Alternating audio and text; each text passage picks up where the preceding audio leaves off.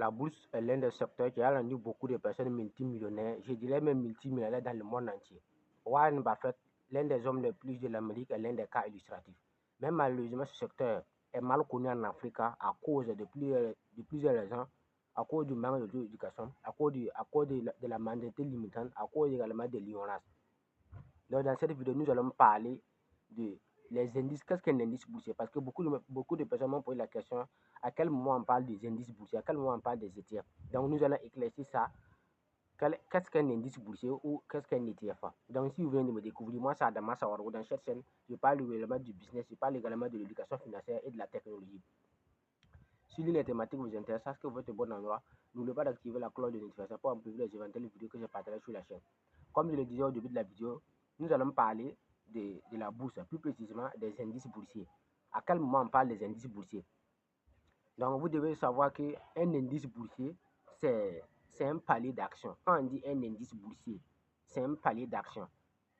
Aux États-Unis, si vous prenez exemple, tous les entreprises cotées de la Silicon Valley. La Silicon Valley, c'est la plus grande boîte qui regroupe toutes les grandes entreprises. Donc, si vous partez au niveau des États-Unis, au niveau de la Silicon Valley, vous allez vous rendre compte qu'on a le SP500, on a le Nasdaq, on a le DI Jones.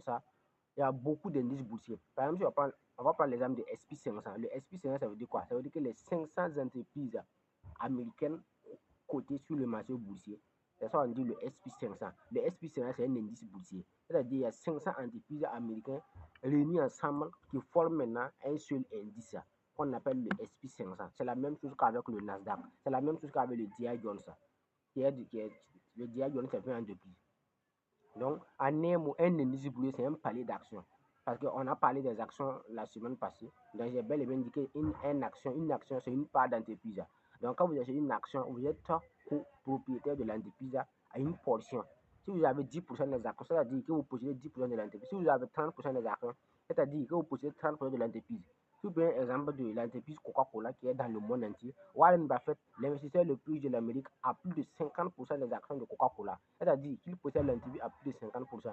Lui seul, sa décision peut influencer directement l'entreprise parce que on peut dire qu'il est le fondateur, bien qu'il n'est pas le fondateur de Coca-Cola. Le fondateur de Coca-Cola s'appelle Asa Klander. Mais Warren Buffett actuellement est l'actionnaire le plus important de l'entreprise.